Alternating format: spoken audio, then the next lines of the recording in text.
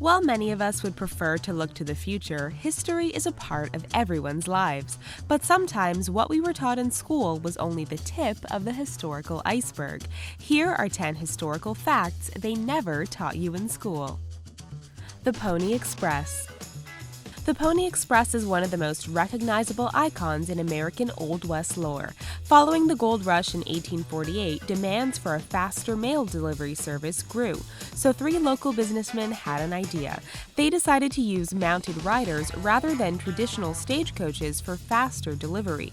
They established 184 stations along their route, about 10 miles apart, roughly the distance a horse can gallop before becoming tired. Most people don't know that this mail delivery system only lasted 19 months.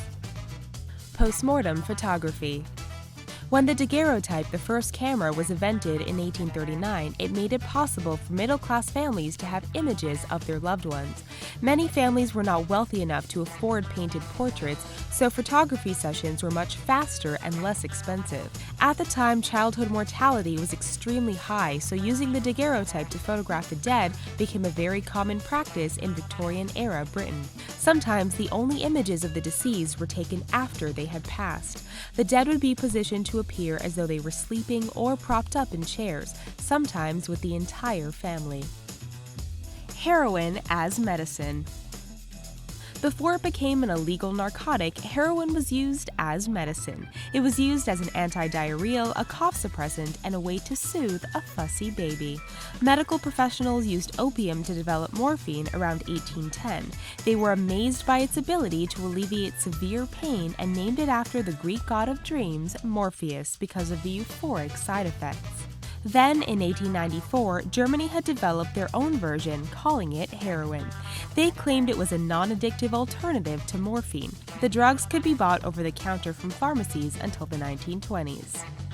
Leif Erikson. 500 years before Christopher Columbus was said to have discovered the Americas, Norse explorer Leif Erikson is actually considered the first European to discover North America. Leif was the son of Eric the Red, a Viking and founder of the Norse settlement now known as Greenland. After leaving Greenland to travel to Norway in 999 AD, Leif converted to Christianity and was instructed to bring the religion back to Greenland. It is believed that upon his return voyage, Leif was blown off course and came across the northern tip of what is now Newfoundland, though he did not settle the area.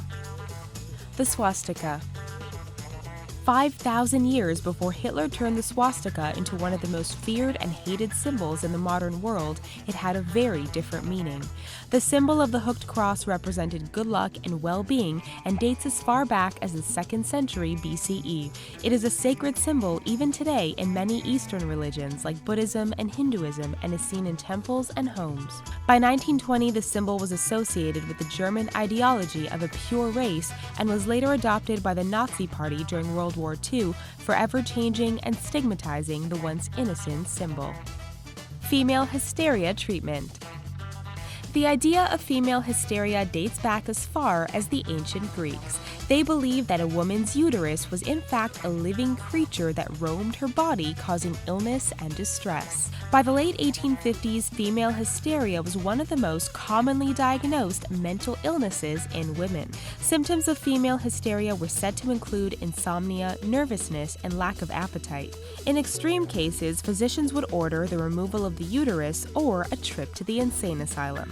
But more commonly, the treatment involved the doctor manually stimulating the clitoris.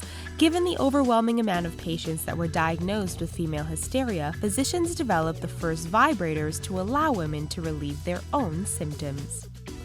World's shortest war. The Anglo-Zanzibar War of 1896 was a conflict between the military of the United Kingdom and the Zanzibar Sultanate. It began with the death of a pro-British sultan. His successor and cousin then took over the palace within hours of his death without the approval of the British diplomats. He was warned to stand down but began to gather his armies instead. Seeing this as an act of war, the British also gathered their troops.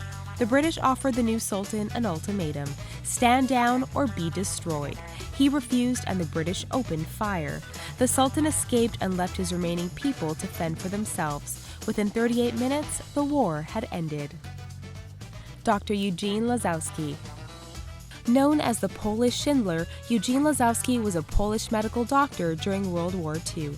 When Germany invaded Poland, Lazowski and fellow doctor Stanislaw Matulewicz began to experiment with bacterial injections. They discovered that the vaccine for typhus, a highly contagious bacteria that can be fatal, causes the person injected to test positive for the disease without the symptoms. Knowing the Nazis were terrified of disease, they injected the residents of the town and managed to fake an epidemic. Rather than transporting the Jewish residents to death camps, the Nazis quarantined the towns instead. This deception saved the lives of nearly 8,000 people. Mad as a Hatter. Some think the expression "mad as a hatter" comes from Alice in Wonderland, but that's not the case. In the 19th century, felt hats were a popular fashion for men in Victorian England, Europe, America, and Russia. The people that made the hats, known as hatters, worked animal fur through a solution that contained mercury to create the felt. It was later discovered that prolonged exposure to the vapors caused mental confusion and neurological damage, which made the hatters appear to be insane. The syndrome came to be known as Mad Hatter disease. Foot binding. Also known as lotus feet, foot binding was the practice in Imperial China of binding a girl's feet before the age of 6 to stop them from growing. The girls' toes would be bent underneath the sole of their foot and tied tightly with ribbon up to their ankles. They would then be made to walk until their foot broke, which would tie the bindings tighter. The process could take up to 3 years, and their feet would remain deformed for the rest of their lives. Girls with lotus feet were considered to be the most beautiful and sexually pleasing and earned them a higher rank in society. The practice of foot binding began to die out in the 1920s, but didn't stop completely until the late 1950s. We hope you enjoyed this video and that you might have even learned something new. Please subscribe to TheRichest for more incredible videos daily, and don't forget to give us a thumbs up before you go. Thanks for watching!